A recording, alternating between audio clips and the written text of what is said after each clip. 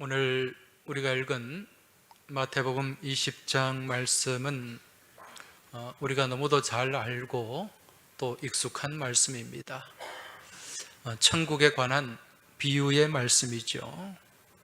이 말씀을 통해서 천국은 우리가 살아가는 이 땅과 기준이 다르고 또 가치가 다르다는 것, 이것을 우리에게 말씀해 주고 있습니다. 오늘 본문 1절 말씀을 다시 한번 보시면 천국은 마치 품꾼을 얻어 포도원에 들여보내려고 이른 아침에 나간 집주인과 같으니, 이렇게 말씀하고 있습니다. 오늘 말씀에 보니까 품꾼이라는 단어가 등장하고 있습니다. 여러분, 이 품꾼은 품삯을 받고 일을 하는 일용직 노동자를 얘기하는 거죠. 헬라어로 엘가테스라는 말인데, 일용직 노동자, 하루 품삯을 받고 일하는 사람, 그런 의미가 여기에 담겨 있습니다. 새벽에 일찍 인력시장에 나가서 또 그날 하루 일자리를 구해가지고 또 그날 하루 일을 하고 벌어서 먹고 살아가는 사람, 이런 사람을 품꾼, 엘가테스라고 한다는 거죠.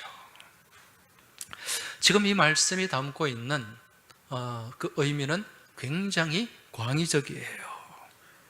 그런데 여기서 중요한 핵심 하나를 짚으라고 한다면, 천국을 향해 나아가는 삶은 일용직과 같다, 품꾼과 같다, 그런 의미가 여기에 담겨 있습니다. 다시 말하면 천국을 향해 초대를 받고 또 천국을 향해 나아가는 모든 인생들은 무엇과도 같다? 품꾼, 일용직과 같은 인생이라는 것입니다. 여러분, 일용직은 어떤 일자리입니까? 내일이 보장됩니까? 보장되지 않습니까? 내일이 보장되지 않아요. 요즘도 서울의 구로구나 아니면은 성남에 있는 모란시장 쪽에 가면 새벽 인력시장이 열린다고 합니다.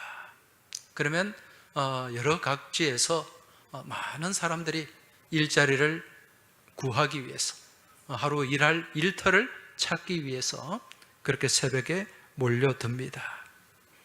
그러면 이제 고용주가 차를 운전해 와서 자기 일터에 필요한 사람들, 그 사람들을 골라서 선택해서 자기 차에 태우고 이제 일터를 향해 가게 되는 거죠. 이제 그곳에 보면 하루 일자리를 선택받은 사람도 있고 또 그렇지 못한 사람도 있는 것을 보게 됩니다. 그런데 여러분, 내가 오늘 하루 일자리를 선택받았다고 해서 내일 또 일할 일자리가 보장되는 것은 아니죠. 내일 일자리는 보장이 되지 않습니다. 또 내일 또 다른 주인, 또 내일 주인이 와서 나를 선택해주고 나를 써주기를 기다려야 하는 것이 이 일용직 노동자의 비애요 또 숙명이라고 할 수가 있습니다. 자, 그렇다면 오늘 이 땅을 살아가는 인생이 왜 이 하루하루 벌어먹는 품꾼과도 같은가? 왜 일용직 노동자와 같은가? 그 이유가 뭘까요? 오늘 본문에서 우리를 품꾼에 비유하는 이유가 뭡니까? 우리에게는 내일이 보장되어 있다, 없다? 보장되어 있지 않다는 거예요. 우리 인생의 삶은 내일이 보장되어 있지 않습니다. 여러분, 내일이라는 말의 뜻이 뭡니까? 한자로 보면은 올레자를 쓰죠? 그리고 날일자를 씁니다. 다가올 날이라는 뜻이에요. 다가올 날. 내일은 내게 다가와야지만 내게 주어지는 것입니다. 그런데 내일이 내게 다가오기 전에 세상을 먼저 떠나버리는 그러한 경우가 얼마나 많은지 몰라요. 여러분, 지금 이 지구상에 전 세계의 인구가 모두 몇 명 정도 될까요? 지금까지 금년에 전 세계 인구가 81억이라 그래요. 81억 몇 천만이 되는데, 여러분, 그렇게 많은 사람들 가운데 하루 동안 세상을 떠나는 사람은 몇 명 정도 될까요? 오늘 하루 세상을 떠나는 사람, 그 숫자가 한 20만 명 정도 돼요. 20만 명. 20만 명이면 적은 숫자가 아니죠, 그죠? 우리 부산 서구 인구가 몇 만입니까? 10만이 조금 넘습니다. 영도구가 10만이 조금 넘어요. 한 10만 5천 정도 되는데, 하루 동안 서구의 인구 전체, 영도구 인구 전체가 사라지는 거예요. 그렇게 많은 사람들이 지금 이 시간에도 세상을 떠나고 있습니다. 그렇게 세상을 떠나는 사람들 중에는 연세가 높거나 또 몸에 가지고 있는 지병으로 인해서 그렇게 별세하는 사람들도 많이 있는데, 갑작스런 사고로 인해서, 예기치 않은 그러한 불의의 사고로 세상을 떠나는 사람도 많이 있다는 거예요. 여러분, 지난 7월 1일 서울 시청역 사거리에서 정말 안타까운 사고가 일어났죠. 저녁 9시 27분경이었습니다. 그 시청역 사거리에서 이 60대 운전자가 차량을 가지고 횡단보도 앞에 그 행인들이 서 있는 그곳으로 돌진을 해가지고 9명이 목숨을 잃고 4명이 크게 다치는 그런 불상사가 있었습니다. 이 중에 세상을 떠난 4분은 그 시청역 근처에 있는 시중은행에 다니는 은행원들이라고 해요. 같은 사무실에서 근무하는, 은행에서 근무하는 동료들인데, 나이를 보니까 50대 초반, 중반쯤 된 분들이에요. 아마 은행에서는 다들 중력 아니겠습니까? 뭐 차장이나 뭐 부지점장이나 또 지점장도 된 그런 사람들일 거예요. 그 중에 한 사람이 승진을 했던 모양입니다. 그래서 승진을 축하하는 그런 식사 자리를 갖고 그렇게 돌아오는 길에 그렇게 안타까운 불의의 사고를 당했던 거죠. 아마 이 승진의 기쁨을 가지고 또 집에 가서 가족과 또 그 기쁨을 나누고자 하는 그런 마음들도 있었을 것입니다. 여러분, 그런데 그곳에서 사고를 당하고 목숨을 잃은 그 9분의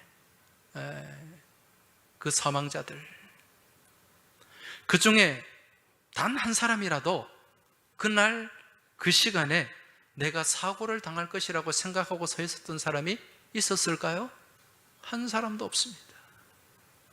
아니, 몇 초 전까지만 해도 그런 어떤 갑작스러운 불의의 사고가 내게 닥칠 거라고 상상조차 하지 못했을 거예요.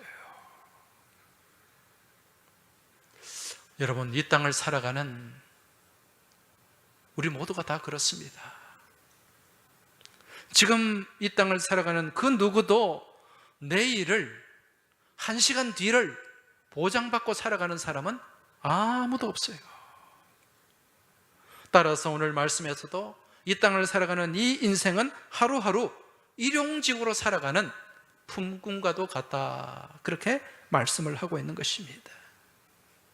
그래서 우리는 하루하루 이 품꾼과도 같은, 일용직과도 같은 그러한 삶을 살면서 고백할 수밖에 없는 찬송이 있어요. 내일 일은 난 몰라요, 하루하루 살아요, 불행이나 요행함도 내 뜻대로 못해요, 험한 이 길 가고 가도 끝은 없고 곤해요, 주님 예수 날 부르사 내 손 잡아 주소서. 할렐루야. 이왕 반주자가 앉았으니까 우리 같이 찬송 한번 합시다. 내일 일은 난 몰라요,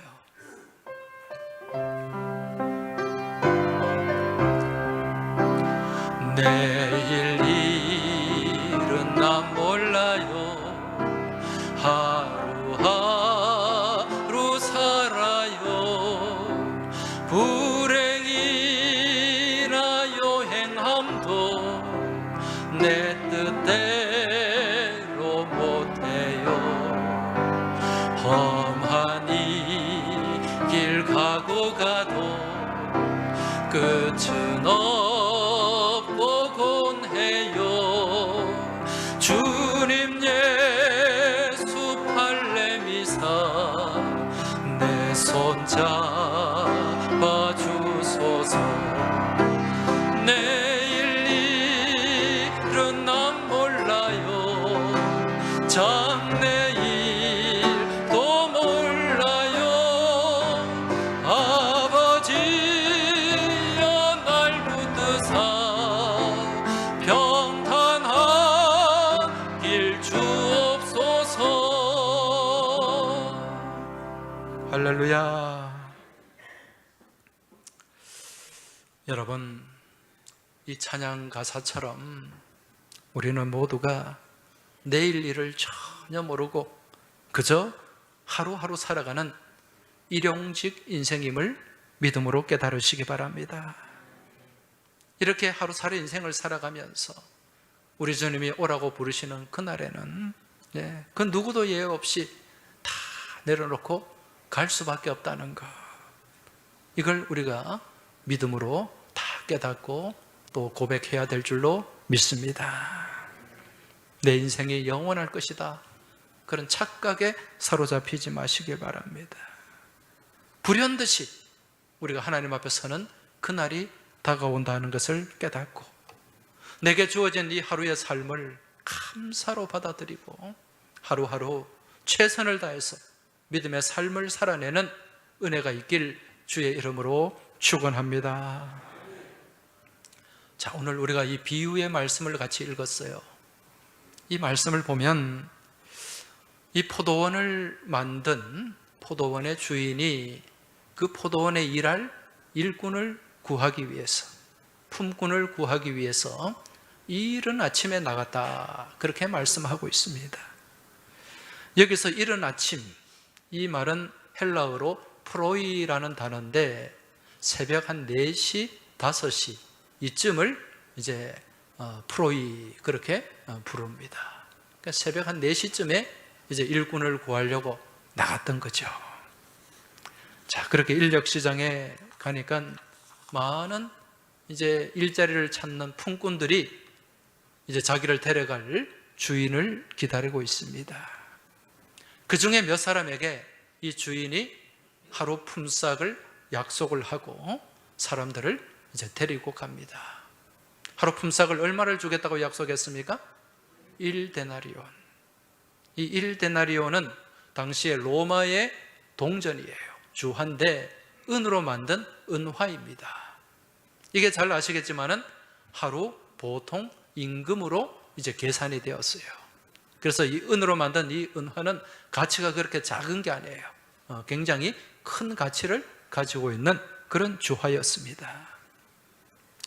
이제 주인이 한 5시쯤에 6시쯤에 이렇게 일꾼들을 데리고 와서 이제 일거리를 맡겨놓고 한 오전 9시쯤 되어서 또다시 또 인력시장으로 나갑니다. 그때 나가 보니까 거기에 또 일자리를 찾고 있는 사람들이 있어요. 또 그 중에 몇 사람을 부릅니다. 내 포도원으로 가서 일을 하자. 내가 상당하게 임금을 쳐주겠다. 그렇게 얘기를 하고 또 그 일자리를 찾지 못한 품꾼들을 데리고 왔어요. 그리고 또 한 3시간쯤 지난 뒤에 12시쯤 되었을 때 또 나갔습니다. 나가보니까 사람이 있어요, 없어요? 또 있습니다. 그 사람들 12시에 또 데리고 와서 일을 맡겼어요. 그것으로 끝나야 되는데 또 몇 시에 나갑니까? 오후 3시에 나가요. 3시에 나가보니까 또 거기에 사람들이 있단 말입니다. 그 사람들 데리고 와서 또 일을 맡겼어요. 이제 마지막으로 또 몇 시에 나갔습니까? 오후 5시에. 보통 6시에 일이 끝나는데 1시간 정도 남겨놓고 5시쯤에 또 품꾼을 데리러 나갔어요. 그리고 거기서 일자리를 찾지 못하고 빈둥거리고 놀고 있는 그 사람들을 데리고 와서 이제 일을 맡겼습니다. 6시에 일이 다 끝났어요. 이제 임금을 정산을 해야죠. 이 주인이 청지기에게, 이제 품꾼들에게 가장 늦게 온 사람부터 이제 임금을 정산할 것을 명령했습니다. 5시에 온 사람들이 임금을 받으러 왔습니다. 아마 별로 기대를 안 했을 거예요. 1시간밖에 일 안 했으니까. 근데 이 사람들에게 얼마의 임금을 주었습니까? 1데나리온, 1데나리온을 줬어요. 얼마나 고맙고 감사했겠어요. 그런데 이 모습을 바라보는 먼저 온 품꾼들은 더 마음이 설렜을 거예요. 왜 그럴까요? 아니, 1시간밖에 일 안 했는데, 나는 몇 시간 더 일했는데, 나는 새벽부터 나와서 일했는데, 야, 내한테는 특별 보너스가 있을 것이다. 그런 기대를 가졌단 말입니다. 그러면서 기대감을 받고 임금을 받으러 나갔는데, 이 오후 3시에 온 사람 얼마를 줍니까? 1데나리온. 똑같아요. 완전히 기분을 망쳤습니다. 그래도 이 사람은 오후 3시에 왔으니까. 그런데 12시에 오고 9시에 오고 새벽 6시에 온 사람들, 이들도 다 어떻게 지급이 됩니까? 1데나리온. 동일하게. 엄청난 그런 불평과 불만이 쏟아져 나옵니다. 네. 여러분, 입장을 바꿔서 생각해 보세요. 우리 집사님 새벽 6시에 나가서 죽으라고 일을 했는데 5시에 늦게 온 그 사람하고 똑같은 임금을 받았다. 마음이 편안하겠습니까? 굉장히 불편할 때, 그죠? 아마 6시에 온 사람, 9시에 온 사람 모아가지고 아마 데모를 했을지도 몰라. 자, 이런 원망과 불평이 이 자리에서도 그대로 일어났다는 것입니다. 그러면서 주인에게 이렇게 말합니다.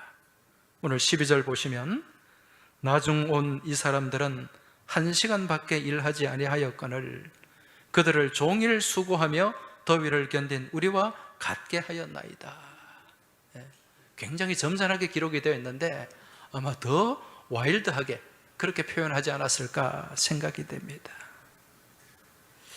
지금 이들의 말은 우리가 훨씬 먼저 와가지고 하루 종일 수고를 했는데 그 늦은 시간에 와가지고 1시간 딸랑 일한 사람하고 동일한 임금을 받는 것은 너무 부당하다는 거예요. 여러분, 지금 이들의 항의가, 이들의 불평이 일리가 있습니까? 없습니까? 있죠. 오늘 우리 삶이나 사회 기준으로 보면 분명히 맞는 말이에요. 근데 주인은 뭐라고 얘기합니까? 13절, 14절을 보시기 바랍니다.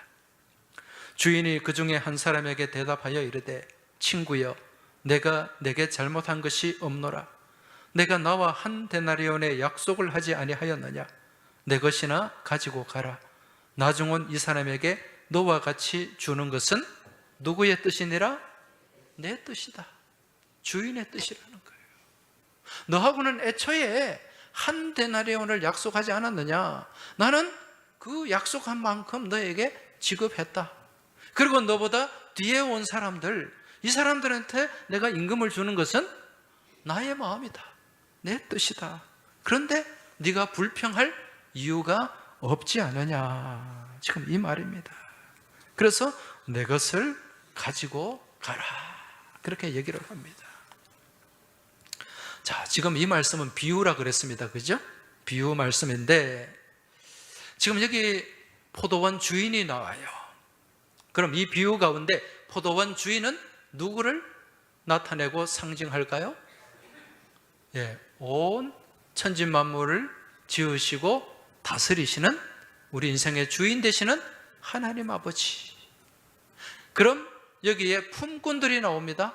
이 품꾼들은 누구일까요? 오늘 이 땅을 살아가는 우리들입니다. 우리가 일용직 근로자의 삶을 산다 그랬잖아요. 그럼 포도원은 무엇을 얘기하는 걸까요? 포도원은 우리 주님께서 피로 값주고 사시고 세우신 주의 몸된 교회를 뜻하는 거예요. 자, 여기서 우리가 먼저 중요하게 깨달아야 될 게 있습니다. 지금 이 주인이, 포도원 주인이 포도원을 만든 이유가 무엇일까요? 주인이 포도원을 왜 만들었을까요? 우리가 보통 세상에서 포도밭을 만들고 사과 가수원을 만드는 이유는 무엇 때문이죠? 주인이 그 가수원을 통해서, 포도밭을 통해서 열매를 수확하고 이익을 얻기 위함입니다. 그죠? 주인의 이익을 얻기 위해서 포도원을 만들고 가수원을 만들어요. 그런데 오늘 본문에 이 주인이, 포도원 주인이 포도원을 만든 이유는 무엇일까? 여러분, 하나님 나라에서는 그렇지가 않아요. 세상에서는 주인이 이익을 남기기 위해서 가수원도 만들고 회사도 만들고 사업도 시작하고 그렇지만은, 지금 이 포도원 주인이 포도원을 만든 이유는 주인을 위함이 아니라 누구를 위함이다? 품꾼들을 위함이라는 거예요.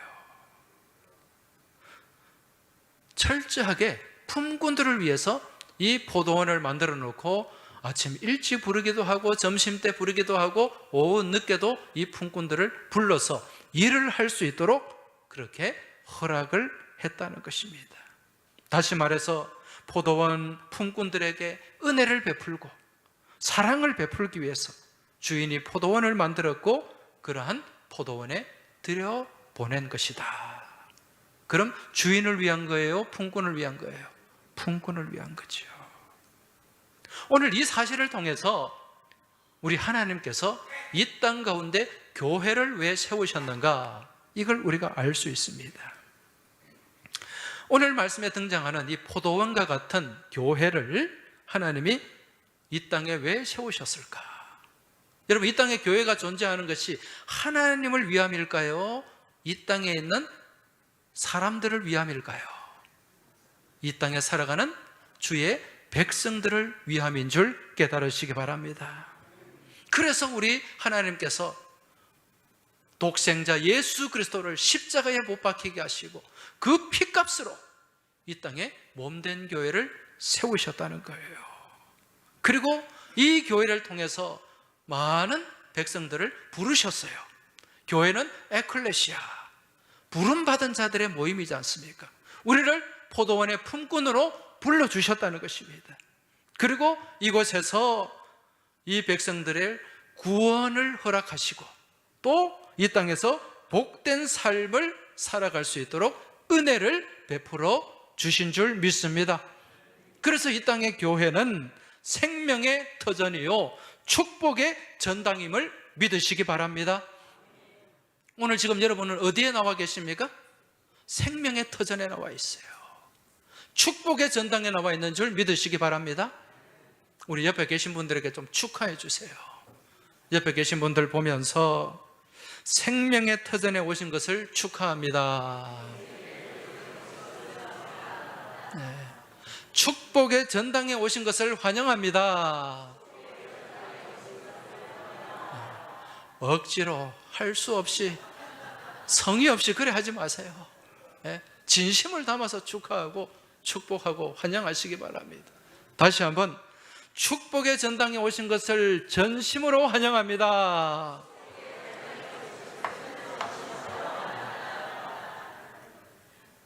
실제로 그래요. 여러분, 오늘 예배당은, 이 교회는 축복의 전당입니다. 우리가 예수 믿고 살아간다고 해서 하루아침에 막 무슨 일이 뒤집어지고 벼락부자가 되고 막 그런 일은 일어나지 않아요. 여러분, 오늘 오신 여러분들에게 하나님께서 심령의 복을 허락하여 주실 줄 믿습니다. 네. 마음의 평강을 주시고 은혜를 주시고 기쁨을 회복시켜 주시고, 여러분, 내 영혼이 건강해지고 내 영혼이 잘됨 같이 범사가 잘되고 강건하게 되는 줄 믿으시기 바랍니다. 중요한 것은 내 심령이에요. 내 영혼이에요. 그러면 내 영혼에 기쁨이 있고 감사가 있고 새 힘이 넘쳐나면 내가 하는 일도 잘 돼요. 그러면서 여러 가지 또 내가 생각지 못한 그러한 은혜와 복이 주렁주렁 열리게 되는 줄 믿으시기 바랍니다. 그러면서 내 삶 가운데 선순환이 일어나는 거예요. 내 마음이 복잡하고 내 마음이 힘들고 내 마음이 괴롭고 막 어려우면 계속해서 뭐가 일어납니까? 악순환이 일어난다는 것이에요. 오늘 여러분은 은혜 가운데 선순환의 자리에 와 있는 줄 믿으시기 바랍니다. 이것이 축복이요 하나님의 은혜라는 것입니다.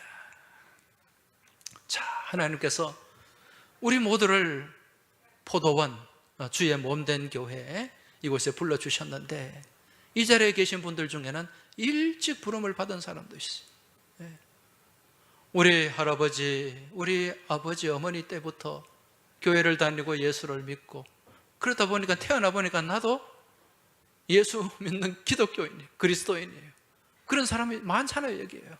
모태신앙으로 앉아 계시는 분들. 그리고 어릴 때 또 인도함을 받아가지고 또 뭐 유치부부터 그렇게 나온 분들, 다 몇 시에 부름받은 사람들입니까? 6시에. 오전 6시에 부름받은 사람들, 일찍 부름받은 사람이에요. 또 그렇지 않고 조금 나이가 들어서 뭐 대학생 때나 또 뭐 나이가 들어서 뭐 이런 사람들은 오전 한 9시쯤에 부름받았을 거예요. 그리고 이제 또 결혼해서 또 부인하고 이렇게 살면서 부인한테 인도받고 남편한테 인도받고 그렇게 또 오신 분들은 정오 12시쯤에 또 부름받은 사람이라고 할 수가 있어요. 또 그러다가 이래저래 세상 일 열심히 살다가 조금 한 40대 뭐 한 50대 이때 부름받은 사람들은 한 오후 3시쯤에, 우리 정상덕 성도님 한 3시라고 생각하시면 돼요. 그리고 이제 또 인생을 막 열심히 살다가 늦게 한 60이 넘어서 뭐 그렇게 부름받은 분들은 오후 5시에 부름받았다, 그렇게 생각할 수가 있습니다. 자, 그렇다면 새벽 일찍 부름받은 사람, 오전 6시에 이 포도원에 들어온 사람, 이런 사람들은 나름 일찍 부름을 받았기 때문에 주인으로부터 받는 구원의 은혜, 구원의 상급이 더 클까요? 크지 않을까요? 좀 늦게 온 사람들보다, 3시나 5시에 온 사람들보다 오전 6시에 온 사람이 더 구원의 은혜가 클까요? 여러분, 안타깝지만은 그렇지가 않아요. 우리에게 주어지는 구원의 은혜는 모두에게 동일한 줄 믿으시기 바랍니다. 하나님이 주시는 구원의 은혜는 다 동일하게 주세요. 그런데 어떤 경우에는요, 좀 더 늦게 오신 분들이 더 열심을 가지고 더 헌신적으로 그렇게 막 충성하는 경우도 있어요. 그러한 모습 가운데 오늘 주님께서는 뭐라고 말씀하십니까? 이와 같이 나중된 자로서 먼저 되고 먼저 된 자로서 나중되리라. 여러분, 이렇게 말씀하시는 거예요. 물론 앞에 와서 모태신앙 나쁘다는 얘기 아닙니다. 그리고 또 뭐 오전 9시에 12시에 젊을 때 신앙생활 한 것, 여러분 축복이에요. 은혜예요. 그만큼 또 내가 일찍 예수를 믿고 복음 안에 살면서 받은 은혜가 그만큼 더 크지 않습니까? 그렇지만 하나님께서 주시는 구원의 은혜는 어떠하다? 동일하다. 다 동일한 구원의 은혜를 베풀어 주시는 거예요. 그래서 우리는 내가 먼저 믿은 자는 믿은 자로서 그 구원의 은혜를 놓치지 않고 늘 감사하고 감격하는 그 마음을 우리가 잃어버리면 안 돼요. 그 마음을 가지고 살아갈 때 우리 하나님께서 또 다르게 채워주시는 그러한 상급이 있고 놀라운 은혜가 있는 줄 믿으시기 바랍니다. 그래서 내가 신앙생활을 하면서 내가 얼마나 교회를 오래 다녔느냐, 얼마나 예수를 오래 믿었느냐, 이게 그렇게 중요하다기보다는 내가 지금 지금 얼마나 신앙생활을 제대로 하고 있느냐, 얼마나 뜨겁게 하나님을 바라보고 그렇게 열심히 있는 신앙의 삶을 살아가고 있느냐, 이게 더 중요하다는 것입니다. 여러분, 요즘 대학 입시나 아니면 공무원 시험이나 기업체 시험, 이렇게 사원들을 뽑을 때 뭐 여러 가지 서류나 또 뭐 토익이나 토플 성적이나 뭐 이런 걸 가지고 이제 평가를 하고 많은 서류가 구비가 돼야 돼요. 보니까 요즘 대학 가는데도 수능고사 치는데 그 수시로 전형하는데 뭐 사회봉사나 학교 활동이나 자소서나 이런 게 많이 요구가 된단 말입니다. 그래서 이런 평가를 함에 있어서 정량평가가 있고 정성평가가 있어요. 정량평가, 정성평가를 같이 하게 됩니다. 정량평가는 뭘까요? 말 그대로 양을 평가하는 거예요. 얼마나 이 사람이 활동을 많이 했느냐, 또 얼마나 그렇게 또 뭐 자소서를 잘 썼느냐, 이런 어떤 양을 보고 평가하는 게 정량평가예요. 그럼 정성평가는 뭘까요? 얼마나 이 사람이 한 게 질이 높으냐, 얼마나 수준이 있느냐, 이걸 평가하는 게 무슨 평가라고요? 정성평가다. 그런데 바라보는 입장에서는 정량도 중요하지만 더 중요하게 생각하는 게 뭐냐? 정성이에요. 정성. 얼마나 질이 높으냐. 오늘 포도원 주인의 시각에서 바라볼 때 이 주인의 시각은 정량일까요? 정성일까요? 정성을 중요하게 생각한다는 것입니다. 여러분, 얼마나 내가 예수를 믿고 그렇게 신앙생활을 한 시간이 많으냐, 이것보다도 얼마나 내가 더 뜨겁게 최선을 다해서 그렇게 열심히 신앙생활을 하느냐, 이게 중요하다는 거예요. 어떤 분들은 그렇게 얘기를 합니다. 언젠가 한 70 넘어서 60 중반 70 넘어서 교회를 오셨을 거예요. 오신 분 지금 이 자리에도 계신 것 같은데, 그분이 저한테 그런 얘기를 하셨어요.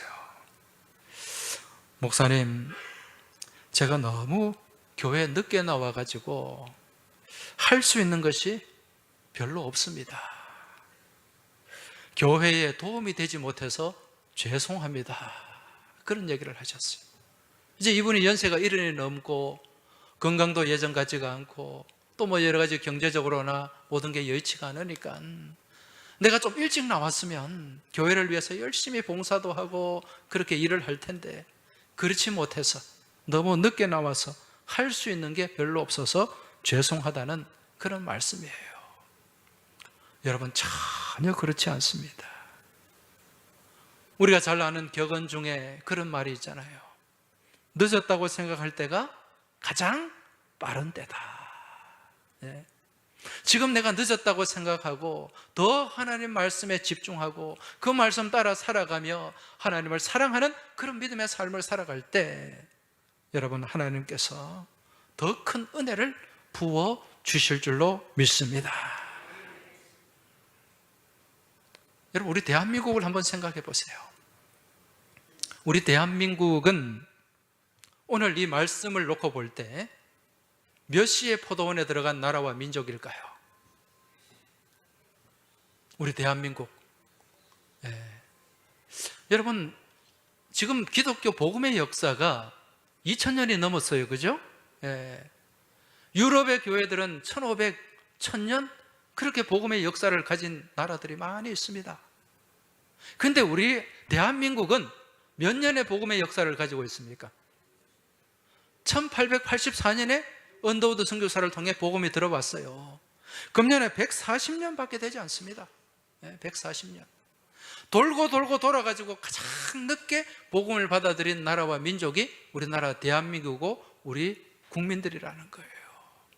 그런데 어떻습니까? 우리 대한민국이 이 짧은 복음의 역사에도 불구하고 하나님께 받은 은혜가 얼마나 큰지 모릅니다. 얼마나 큰 축복을 받고 얼마나 하나님께 큰 은혜를 받은 민족인지 몰라요. 이 복음이 들어오고 난 이후에 이 나라가 얼마나 큰 축복을 받았습니까?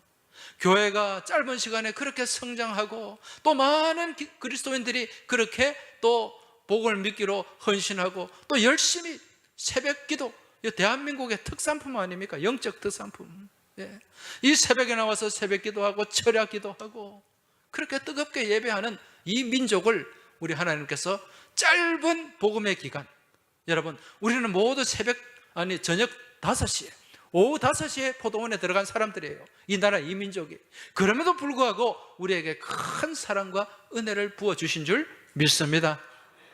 이제 우리는요, 이 은혜를 받았는데 이 은혜와 축복이, 이 은혜의 촛대가, 축복의 촛대가 지나가지 않도록 계속해서 이 나라 이 민족 가운데 이 촛대가 세워져 있길 우리는 기도해야 될 줄 믿습니다.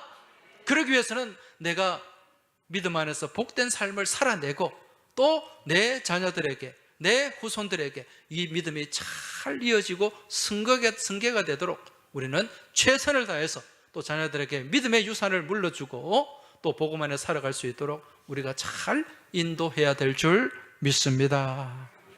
따라서 엄밀히 얘기하면 이 자리에 계신 분들 모두가 몇 시에 은총을 받은 사람들입니까? 오후 5시에 은총을 받은 사람들이에요. 너나 할 것 없이 우리나라 대한민국이 그렇다는 말입니다. 예.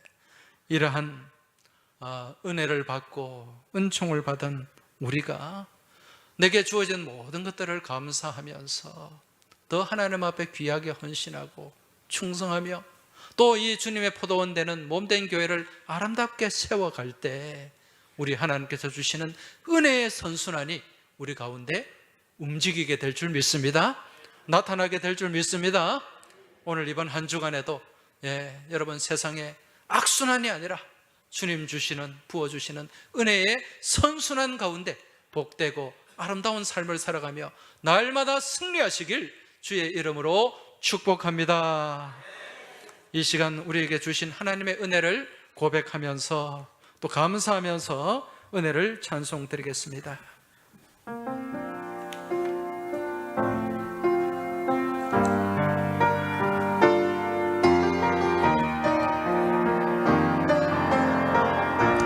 내가 누려왔던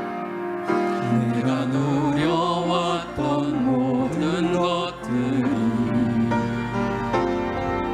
내가 지나왔던 모든 시간이,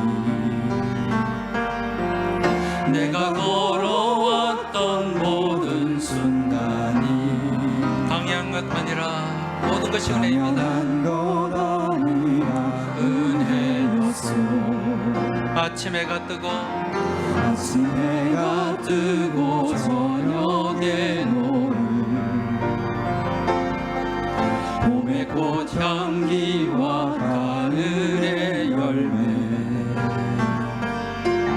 변하는 계절의 모든 순간이 당연한 것 아니라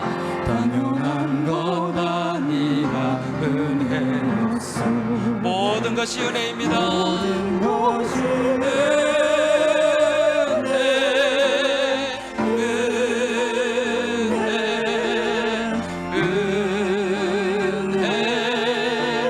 한없는 은혜. 내 삶에 당연한 것 하나도 없었던 것을, 모든 것이 은혜,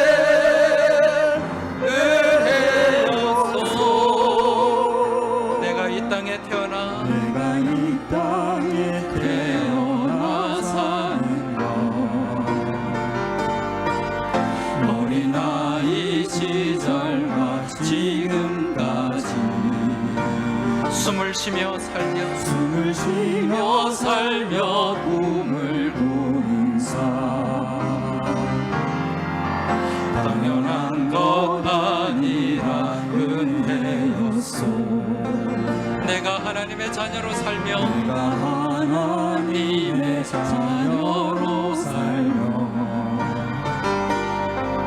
몸을 찬양하고 예배하는 삶,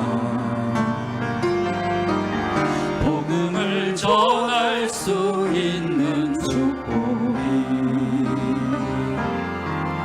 당연한 것 아니라 은혜였어. 우리 손을 들고 찬양하겠습니다. 모든 것이 은혜.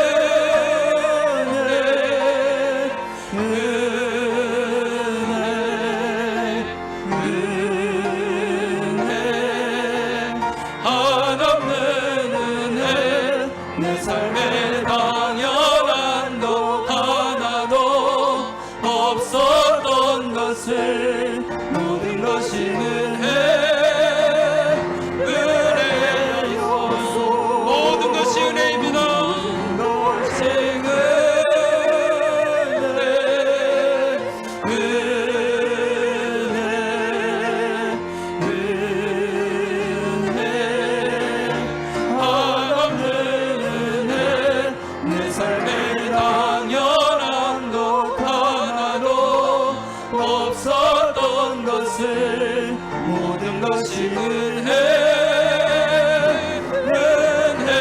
은혜였소. 이제 이 시간 우리 하나님 앞에 고백하며 기도드리겠습니다. 내가 누려왔던 모든 것들 당연한 것 하나도 없었습니다. 내가 지나왔던 모든 시간, 내가 걸어왔던 모든 순간이 다 하나님의 은혜였음을 이 시간 고백합니다. 지금 내게 주어진 이 호흡의 순간도 하나님의 은혜요, 지금 내가 드리고 있는 이 예배의 자리로 하나님의 은혜요, 앞으로 살아갈 내 인생 또한 하나님의 은혜가 아니면 살아갈 수 없음을 고백하고 하나님 앞에 감사하며 기도할 수 있길 바랍니다. 하루하루 일용직에 품꾼의 삶을 살아가는 우리들에게 하나님께서 더 좋은 내일을 허락하여 주셔야 우리는 그 삶을 살아갈 수 있고, 우리 하나님께서 우리 삶 가운데 은혜의 선순환을 허락하여 주셔야 우리는 더 복된 삶을 살아갈 수 있는 줄 믿습니다. 이러한 은혜의 선순환을 소망하고 또 하나님 앞에 간구하는 마음으로 이 시간 감사하며 우리 은혜를 찬양하며 하나님 앞에 간절한 마음으로 기도드리겠습니다. 기도할 때 기도 잘 못해도 괜찮습니다.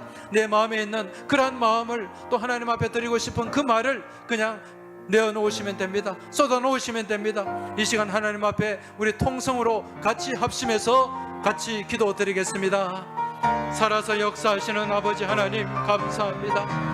오늘 저희들 주신 이 시간 또한 하나님의 은혜요, 이 예배 자리 또한 하나님의 은혜인 줄로 믿습니다. 내가 누려왔던 모든 것들이 하나님의 은혜요, 내가 지나왔던 모든 시간과 순간들이 하나님의 은혜였음을 이 시간 자복하고 고백합니다. 하나님의 은혜가 아니면, 하나님의 이끄심이 아니면, 하나님의 돌보심이 아니면 단 순간도 한 시간도 살아갈 수 없는 존재임을 저희들이 고백합니다. 아버지 하나님, 저희와 함께하여 주시고 저희 삶을 붙잡아 주시고 은혜로 채워주셔서 저희 삶 가운데 놀라운 은혜의 선순환이 일어나게 하여 주시고 우리 삶을 가로막고 힘들게 하는 그러한 악한 악순환들은 다 끊어지게 하여 주시옵소서. 이번 한 주간에도 하나님 말씀 붙잡고 하나님 은혜 가운데 복된 믿음의 삶을 살아가며 우리 하나님의 영광 돌리기를 간절히 소망합니다. 주님, 저희의 손을 붙잡아 주시고 이끌어 주시고 인도하여 주시옵소서.